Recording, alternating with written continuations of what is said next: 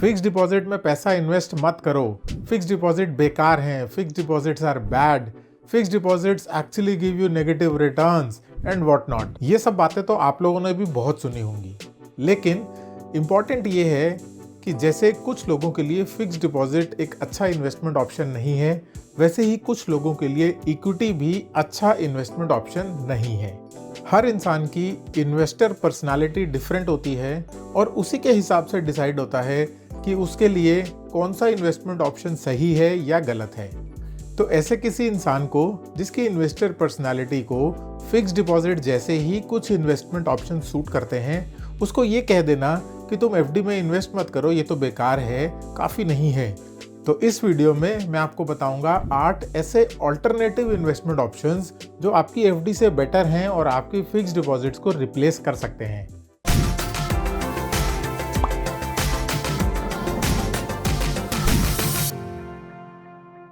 Hello everyone, मेरा नाम है सीए गुरप्रीत सिंह भल्ला और आप सबका अपने चैनल कंसल्ट गुरप्रीत पर मैं फिर से स्वागत करता हूं।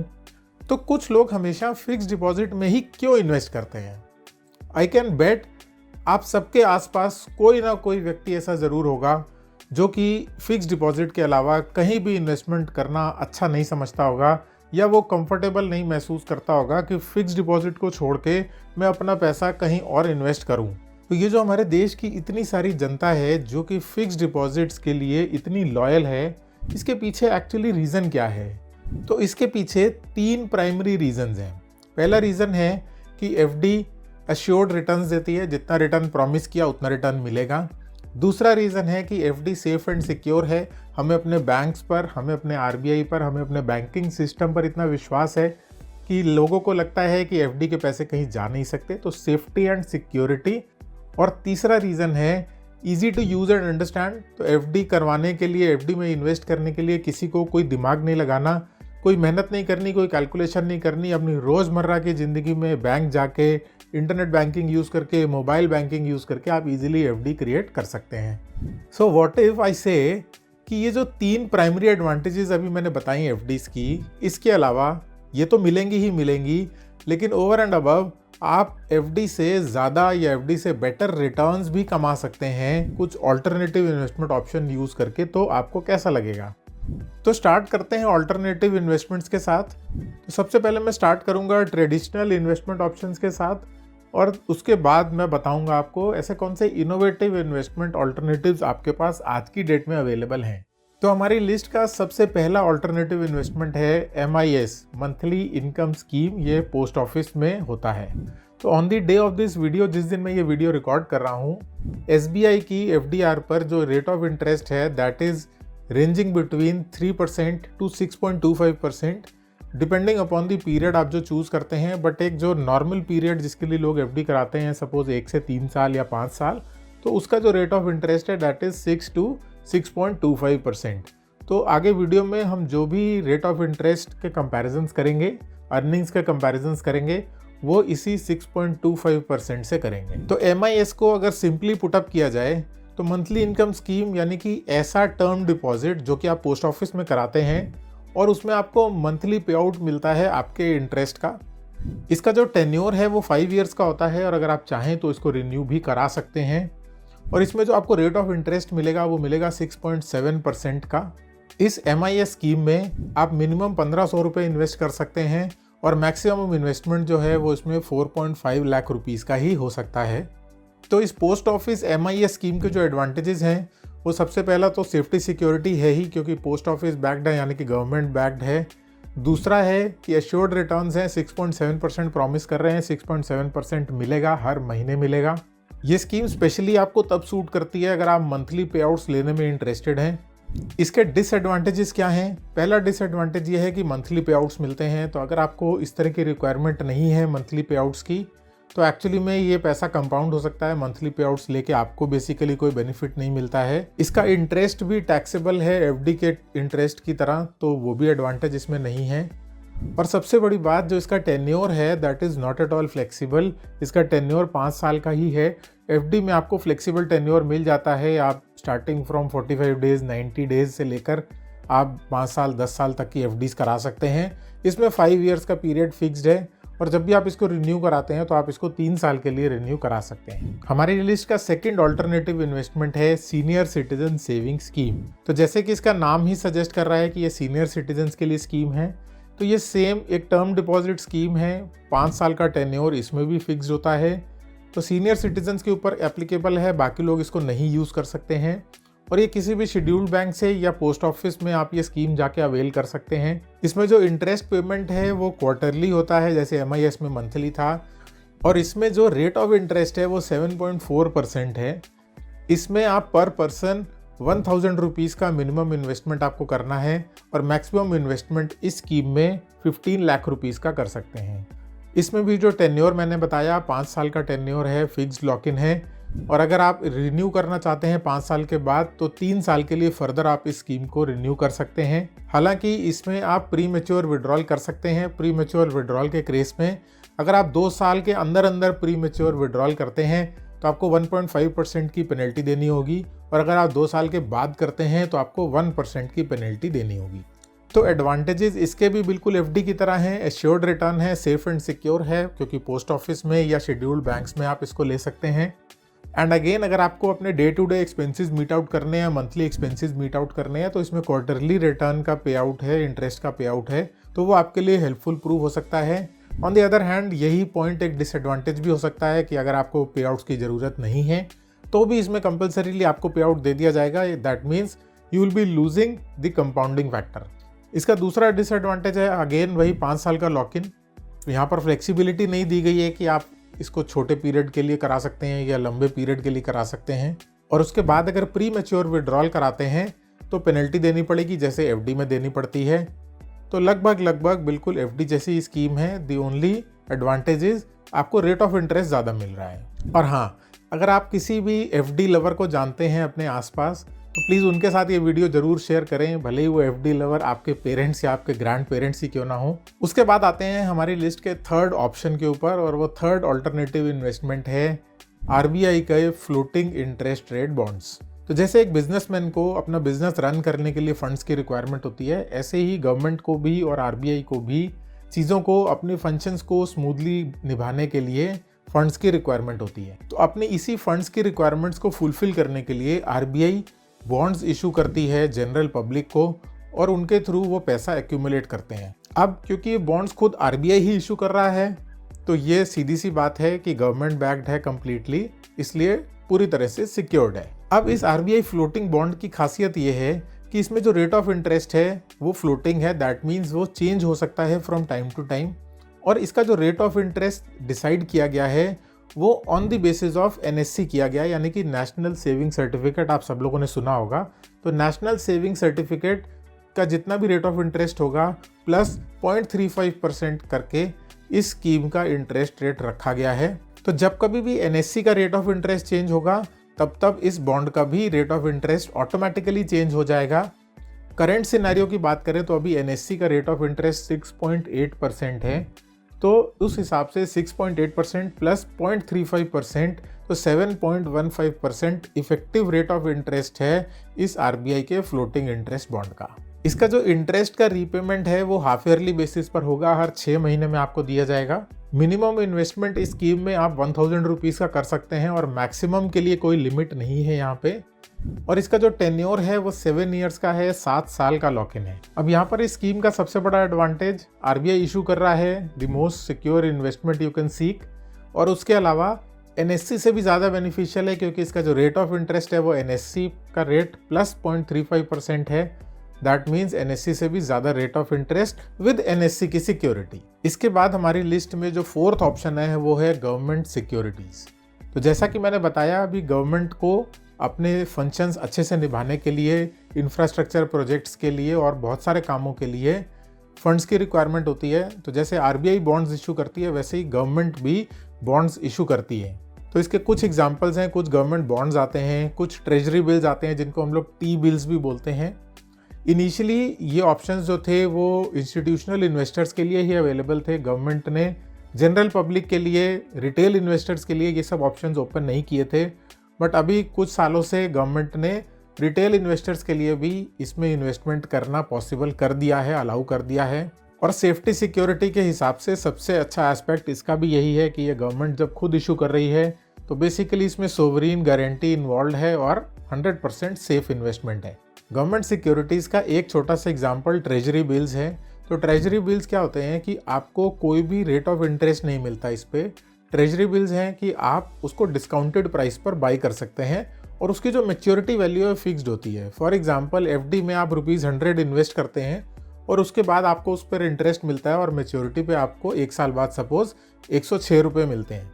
यहाँ पर उल्टा है, यहाँ पर उसकी मैच्योरिटी डिसाइडेड है, वो है ₹100 की, और जब आप उसको बाई करेंगे, जब आप इशू के टाइम पर आप उसको अलॉट करवाएंगे तो आपको हो सकता है वो मिल जाए ₹95 का। तो वो जो ₹5 होगा दैट इज़ योर प्रॉफिट, या इनडायरेक्टली हम उसको इंटरेस्ट भी कह सकते हैं, लेकिन गवर्नमेंट उसको इंटरेस्ट के नाम से नहीं देती। इसमें कोई भी मिनिमम या मैक्सिमम इन्वेस्टमेंट लिमिट्स नहीं होती हैं और इस पर जो रेट ऑफ इंटरेस्ट आपको मिल सकता है that may range from 7% to 9%, which is again quite lucrative. हम कहाँ बैंक का 6.25% की बात कर रहे हैं और यहाँ आपको 7, 8, 9% तक रेट मिल सकता है। तो इसके एडवांटेजेस में फिर वही सेफ्टी एंड सिक्योरिटी सबसे फर्स्ट एडवांटेज है।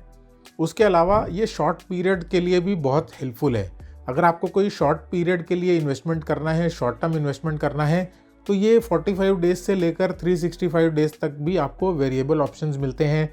45 डेज, 90 डेज, 180 डेज, इस तरह के ऑप्शंस भी यहाँ पर टी बिल्स में आपको अवेलेबल रहेंगे। अब इसका डिसएडवांटेज ये है कि ये कंपैरेटिवली एक नया कॉन्सेप्ट है जनरल पब्लिक के लिए, बिकॉज मैंने बताया कि अभी तक ये रिटेल इन्वेस्टर्स के लिए ऑप्शन अवेलेबल नहीं था। तो अब नया ऑप्शन होने की वजह से बहुत सारे लोगों को जल्दी इस पर ट्रस्ट नहीं पैदा होता, और क्योंकि इसका जो इंटरेस्ट कैलकुलेशन है वो उल्टा है, मैच्योरिटी वैल्यू बेस्ड कॉन्सेप्ट है ना कि इंटरेस्ट बेस्ड कॉन्सेप्ट है, तो लोगों को कई बार अपने कैलकुलेशंस करने में दिक्कत होती है। इसलिए लोग जल्दी इसकी तरफ अट्रैक्ट नहीं होते। But I believe this is a very good option to invest. मैं जितने भी ऑल्टरनेटिव्स बता रहा हूँ, अगर आपको लगता है कि ये हेल्पफुल है आपके लिए तो please give a thumbs up to the video और चैनल को सब्सक्राइब कर लीजिए ऐसी ही वीडियोस और देखने के लिए। उसके बाद ऑप्शन नंबर 5 पर आ जाते हैं PSU tax free bonds. PSU मतलब पब्लिक सेक्टर अंडरटेकिंग्स, यानी कि ऐसी ऑर्गेनाइजेशंस जो बेसिकली गवर्नमेंट के डायरेक्ट या इनडायरेक्ट कंट्रोल में ऑपरेट कर रही हैं। छोटे से एग्जांपल्स हैं NHAI, national highway authority of India, या power grid corporation of India, इस तरह की ऑर्गेनाइजेशंस जो कि गवर्नमेंट के डायरेक्ट कंट्रोल में हैं। तो अब जैसे RBI थी, जैसे गवर्नमेंट को पैसों की ज़रूरत थी, ऐसे ही गवर्नमेंट लेड ऑर्गेनाइजेशंस को भी पैसों की ज़रूरत होती है और वो टैक्स फ्री बॉन्ड्स इशू करते हैं। तो कॉन्सेप्ट बिल्कुल RBI बॉन्ड और गवर्नमेंट बॉन्ड की तरह ही है, कोई डिफरेंस नहीं है। द ओनली डिफरेंस यहाँ पर ये है कि ये जो बॉन्ड्स हैं, इस पर जो आपको इंटरेस्ट मिलेगा, इस पर जो आप कमाई करेंगे, वो टोटली टैक्स फ्री होगी। और इस पर भी जो रेट ऑफ इंटरेस्ट है वो काफ़ी ल्यूक्रेटिव है, आपको 8 से 9% का इसमें रिटर्न मिल सकता है। और एक और मेजर डिफरेंस गवर्नमेंट बॉन्ड्स और PSU बॉन्ड्स में कि PSU बॉन्ड्स जनरली बहुत ही लॉन्ग पीरियड के लिए होते हैं। दे में स्टार्ट फ्रॉम 5 ईयर्स और उनका जो टेन्योर है वो 30 ईयर्स तक जा सकता है, डिपेंडिंग अपॉन कौन सी PSU किस पर्पज से वो बॉन्ड इशू कर रही है। बट ये आपके लिए प्रॉब्लमेटिक नहीं है। प्रॉब्लमेटिक इसलिए नहीं है क्योंकि ये जो बॉन्ड्स हैं ये ओपन एक्सचेंज में आप बाय और सेल कर सकते हैं। तो दिस मीन्स इसमें जो लिक्विडिटी है वो बहुत ज़्यादा है, आप कभी भी खरीद सकते हैं, कभी भी बेच सकते हैं। है लॉन्ग टर्म, लेकिन आपके पर्सनल यूज़ के लिए आप इसको शॉर्ट टर्म की तरह भी यूज़ कर सकते हैं। तो इन बॉन्ड्स में इन्वेस्ट करने का एडवांटेज ये है कि आप FD से लगभग 2% ज़्यादा रेट ऑफ इंटरेस्ट कमा सकते हैं, प्लस उसके अलावा आपको सेफ्टी सिक्योरिटी तो मिल ही जाती है। उसके बाद आता है ऑप्शन नंबर 6 और वो है किसी भी स्मॉल फाइनेंस बैंक में फिक्स डिपॉजिट कराना। तो मतलब फिक्स डिपॉजिट का अल्टरनेटिव फिक्स डिपॉजिट। तो ये कैसा अल्टरनेटिव हुआ? ये ऐसा अल्टरनेटिव हुआ कि जनरली जो आपको scheduled bank rate of interest offer करते हैं और जो स्मॉल फाइनेंस बैंक्स हैं आजकल इंडिया में बहुत प्रचलित हैं, तो वो जो आपको रेट ऑफ इंटरेस्ट ऑफर करते हैं ना, उसमें एक ड्रास्टिक डिफरेंस होता है। अगर कुछ भी नहीं होगा तो सपोज 6% SBI ऑफर कर रही है, तो हो सकता है आपको किसी AU स्मॉल फाइनेंस बैंक में 7% का रेट ऑफ इंटरेस्ट मिल जाए। इनफैक्ट इनके सेविंग्स अकाउंट में भी आपको अच्छा खासा रिटर्न मिलता है। येस, ऑफ कोर्स ये जो रेट ऑफ इंटरेस्ट है सेविंग बैंक के, ये कंडीशनल होंगे, कुछ सर्टेन बैलेंसेस के ऊपर होंगे, बट अगर आप वो कंडीशंस फुलफिल कर पाते हैं तो आपके लिए ये भी एक बहुत अच्छा ऑप्शन है। तो है FD ही, आपको FD के कंफर्ट जोन से बाहर नहीं जाना, करानी FD है लेकिन बैंक चेंज कर देंगे। अब थोड़ी सी बात आ जाती है कि ये कितना सेफ और कितना सिक्योर है। तो सिक्योर की बात करते हैं तो जैसे आपका कोई भी इन्वेस्टमेंट किसी भी बैंक में 5 लाख रुपए तक इंश्योर्ड है, ऐसे ही एयू स्मॉल फाइनेंस बैंक भी, क्योंकि आरबीआई से गवर्नड है, तो वो पैसा भी आपका 5 लाख तक की सिक्योरिटी, 5 लाख तक का इंश्योरेंस आपको उसमें भी मिलता है। तो in case of any miss happening, तो जैसे एसबीआई में भी आपको 5 लाख मिलेगा, वैसे आपको एयू स्मॉल फाइनेंस बैंक में भी 5 लाख रुपए की गारंटी मिलेगी। तो यहाँ तक मैंने कवर किए सारे ट्रेडिशनल मेथड्स जो आपने पहले से सुन रखे थे। अब बात करते हैं दो और इन्वेस्टमेंट ऑप्शंस की जो कि ट्रेडिशनल नहीं है, थोड़ा सा लीग से हटके हैं। तो ऑप्शन नंबर 7 है डेट म्यूचुअल फंड्स का। डेट म्यूचुअल फंड्स की बात करें तो ये एक ऐसा इन्वेस्टमेंट ऑप्शन है जिसने एफडीज को सबसे ज़्यादा हिट किया है। मतलब बहुत से ऐसे लोग हैं जो एफडीज कराते थे और एफडीज से धीरे धीरे डेट म्यूचुअल फंड्स की तरफ शिफ्ट हो रहे हैं। सबसे बड़ा रीज़न रेट ऑफ इंटरेस्ट ज़्यादा है। अब बात करते हैं कि म्यूचुअल फंड्स से हमें डर लगता है, क्योंकि यहाँ पर टर्म म्यूचुअल फंड आ गया, तो हमें जैसी म्यूचुअल फंड टर्म आता है तो हमें टेंशन हो जाती है कि ये म्यूचुअल फंड है, मतलब रिस्की है। तो यहाँ पर एडवांटेज ये है डेट म्यूचुअल फंड्स का कि अभी मैंने ऊपर जो भी 4-5 ऑप्शंस बताए, ये डेट म्यूचुअल फंड्स ऊपर दिए गए ऑप्शंस में से, यानी कि गवर्नमेंट बॉन्ड्स, पीएसयू बॉन्ड्स, इन सब में ही पैसा इन्वेस्ट करते हैं। तो बेसिकली अगर आप इंडिविजुअली ऊपर दिए गए 4-5 ऑप्शंस में अपने इन्वेस्टमेंट्स को स्प्रेड आउट नहीं करना चाहते, तो आप डेट म्यूचुअल फंड्स की तरफ भी जा सकते हैं।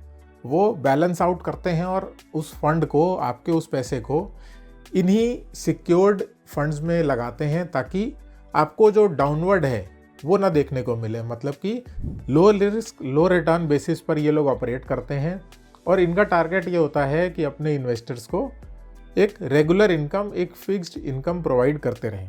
तो इसमें भी आप जैसे बॉन्ड वाले ऑप्शंस बताए थे मैंने, उसकी तरह ही 7 to 9% इंटरेस्ट अर्न कर पाएंगे। अब इसमें बस ध्यान आपको खाली ये रखना है कि थोड़ा सा रिस्क तो रहेगा, लेकिन वो एक्सट्रीमली लो रिस्क होता है। मतलब वो बड़ा कंट्रोल्ड सा रिस्क होता है। आपको जो इक्विटी फंड्स हैं उसकी तरह टेंशन लेने की ज़रूरत नहीं है। उसके बाद आ जाते हैं लास्ट ऑप्शन पर। ये बहुत ही अनऑर्थोडॉक्स मेथड है और ये ऑप्शन है P2P लेंडिंग, यानी कि पीयर टू पीयर लेंडिंग। ये वो प्रोसेस है जिसमें एक पर्टिकुलर इंडिविजुअल किसी दूसरे पर्टिकुलर इंडिविजुअल से डायरेक्टली लोन ले लेता है, डायरेक्टली फंड्स बोरो कर लेता है, without any intermediary, without any bank, किसी की उसको ज़रूरत नहीं है। तो अगर मैं किसी बैंक से लोन नहीं लेना चाहता हूँ तो I can ask someone, any individual जो पैसा देने में, जो लोन देने में इंटरेस्टेड है, मैं उससे डायरेक्टली पैसा ले सकता हूँ। इसके लिए इंडिया में कई सारे प्लेटफॉर्म्स इस समय वर्किंग हैं, जैसे कि फाई जंप करके एक ऑप्शन है, एक टाइक करके ऑप्शन है, एक ग्रिप करके ऑप्शन है। तो ये वो प्लेटफॉर्म्स हैं जो यहाँ पर लेंडर्स, यानी कि जो पैसा देना चाहते हैं, और बोरोवर्स जो कि पैसा लेना चाहते हैं, उनको एक प्लेटफॉर्म पर ला रहे हैं। तो बेसिकली जो भी बोरोवर होगा उसको अपना पर्पस बताना पड़ता है कि उसको लोन क्यों चाहिए। तो अगर कोई व्यक्ति पैसे बोरो करना चाहता है और मैं इन्वेस्टमेंट करना चाहता हूँ, तो आई कैन अंडरस्टैंड कि वो पैसे क्यों मांग रहा है, वो उसका क्या करेगा, उससे क्या बिजनेस करेगा। तो अगर मैं उससे रिलेट कर पा रहा हूँ और मुझे उस पर ट्रस्ट हो पा रहा है, तो मैं P2P लेंडिंग में इन्वेस्ट कर सकता हूँ और मेरा पैसा डायरेक्टली उस आदमी के पास चला जाएगा जिसको वो पैसा अपने बिजनेस के लिए चाहिए। RBI लाइसेंस्ड अगर इस तरह का कोई प्लेटफॉर्म है, और अगर आप अपने पोर्टफोलियो को थोड़ा सा डाइवर्सिफाई करना चाहते हैं for a little extra return, तो वो आप कर सकते हैं। अगर आप अपने पोर्टफोलियो की स्टार्ट कर रहे हैं या अभी आपके इन्वेस्टमेंट लेवल्स लो हैं, तो आई विल सजेस्ट कि आप पहले 7 ऑप्शंस पे स्टिक करें, आप इस ऑप्शन पर मत आएँ। लेकिन अगर कुछ टाइम हो चुका है आपको इन्वेस्टमेंट करते हुए, आपके जो इन्वेस्टमेंट पोर्टफोलियोज़ हैं वो अच्छे खासे बिल्टअप हो चुके हैं, तो 5% या 10% का डाइवर्सिफिकेशन करने में कोई बुराई नहीं है। और जो इसमें ल्यूक्रेटिव बात है वो ये है कि इसमें जो रेट ऑफ इंटरेस्ट है, आप 9% से लेकर 15% तक पैसा कमा सकते हैं। तो ये थे 8 ऑल्टरनेटिव इन्वेस्टमेंट ऑप्शंस जो कि आपकी एफडी को रिप्लेस कर सकते हैं with their security and with the extra returns they generate. अगर आपको ये वीडियो हेल्पफुल लगा हो तो वीडियो को लाइक करना मत भूलिएगा। Thank you so much for watching the video.